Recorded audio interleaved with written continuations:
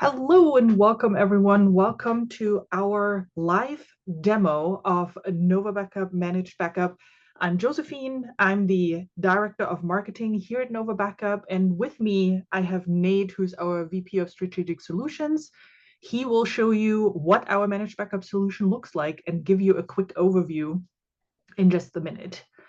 Before we're jumping into that, I wanted to take a minute though to tell you a little bit about who we even are and what we do. So, Nova Backup has been around for a bit, and from the beginning, our focus really has been backup and recovery solutions. We are, yeah, a developer focused on backup solutions specifically for small and medium-sized businesses in highly regulated industries. And we work closely with MSPs, IT resellers that want to offer managed backup services, but also with businesses that want to manage their decentralized IT. Our big thing for us is that we want to make things easy for you. So easy to use backup solution because we know backup is not your full-time job, but it is important, right? Like backup is one of the most important parts of your environment. Easy also means, though, that you can reach us if you have a question or if you want to talk backup strategy or if you just simply have a support case. That's why, our team is local. We are all located in the US. Our team mostly comes from the industry, so knows IT very well. And our team in support or anyone really here can help you really quickly without a bunch of hoops that you have to jump through. And then third, easy also means that we keep our pricing very simple. So we charge per PC and per server agent, and then per gigabyte that you use for cloud backup. And that's it. No other hidden fees, no egress fees, no restore premium, or whatever else other companies come up with. So that as a quick summary, what that looks like as a product, that's what we're going to see now. So Nate, I'm handing it over right to you so you can show us what Nova Backup Managed Backup looks like and how you can use that. Yeah, thanks a lot, Josephine. I do want to add one other thing on the support thing. So, one thing on this on the support, we actually really pride ourselves on the support for this product and our support in general.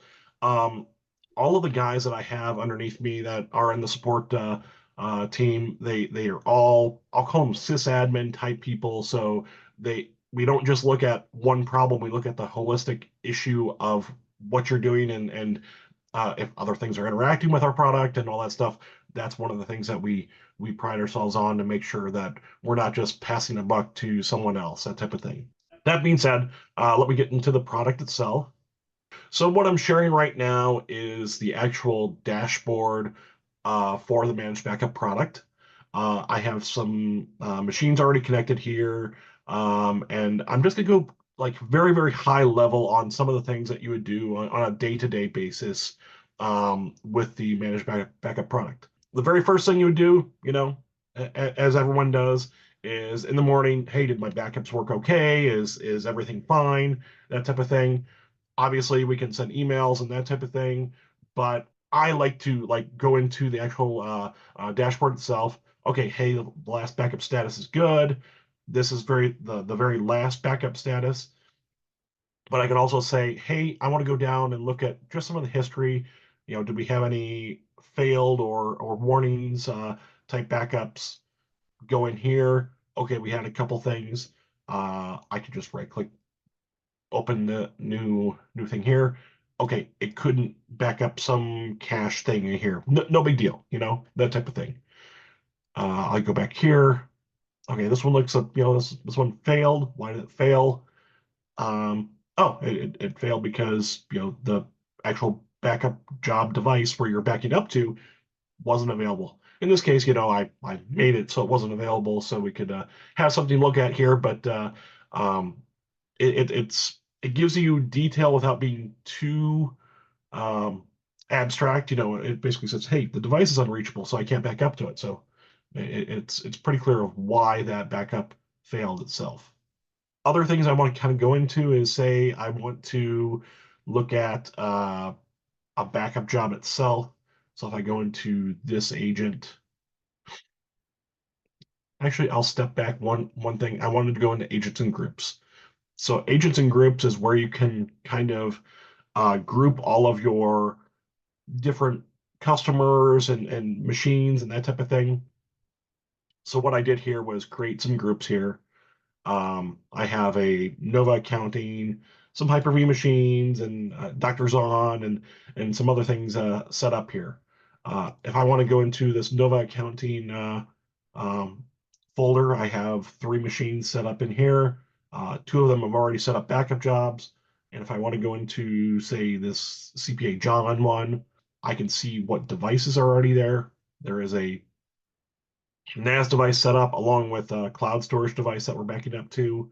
I can see the history of this particular job, so I can go into backup job itself. It says, hey, here's how many files I have selected for backup. Here's what was actually added, changed,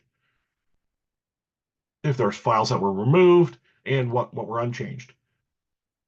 So it gives you a lot of detail of um, if you need that detail to drill down into that to actually see what's going on.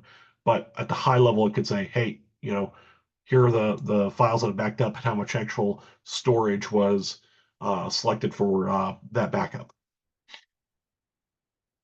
The backup job itself, you can actually go into it.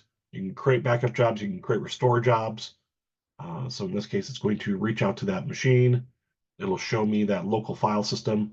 I basically have the C drive selected with a couple exclusions here. In this case, I'm going to a NAS device that I've already set up. And then I also made this a hybrid backup job. That hybrid backup job means that it backs up to the local device first, in this case a NAS, and then I'm archiving that data to a cloud storage. Um, And with the retention here, I could set this, say my local one, I'm going to keep that for 30 days. So I'm keeping 30 days worth of backup jobs locally. And then in the cloud, hey, I want to change that so it says 60 days. So it's going to keep 60 days worth of backups, versions of backups in the cloud also. So it's as simple as that with just one single backup job here. And then I could schedule that here. If I schedule this, it's going to, in this case, I have it running daily, every day of the week at 2:45 p.m. So it's basically going to do both of those local and cloud backups all in one job. And basically, it'll tell you if there's anything wrong at that point. Backup is good, but if you can't restore the data, how good is your backup? So we also can just create a restore job right here also. So create a restore job. It's going to go out there and I'll just choose this latest backup that's here. And I can just, drill down. In this case, I have, a bunch of stuff that has been backed up. I'm just going to recover, say this one file. I'll hit restore. And it's going to actually start that backup job or actually restore job in just a couple minutes and it'll do its thing. But it's as simple as that for doing that recovery itself. The other thing that we want to make sure that not really on a daily basis, but maybe on a weekly or bi-weekly basis is how much storage am I actually storing out in the cloud? And you can do that simply through this cloud storage account tab. It's going to show you each one. Like I have Nova Accounting, all 3 of those machines going into this one particular job or one particular account. And for the Doctors On, I've actually split it out. So each one of those machines is going to a separate account and has a separate quota on each one of those. Sorry to interrupt you. I just Yeah. thought it might be interesting to talk a quick minute about best practices. What is your recommendation? Because you say for one, you created a cloud account for all the agents, and for the other, you created one per machine. Like, do you have a recommendation on what you should be doing? My personal recommendation and what my texts kind of say is that you should create an account per machine just because it's a lot easier to be able to say, okay, hey, you know, the doctor's machine is getting replaced, and we want to kind of keep that data there for right now, but I want to do a fresh backup from the new machine, so we can just create a new account and then go from that way, and then blow away the old one, so we don't need that at that point.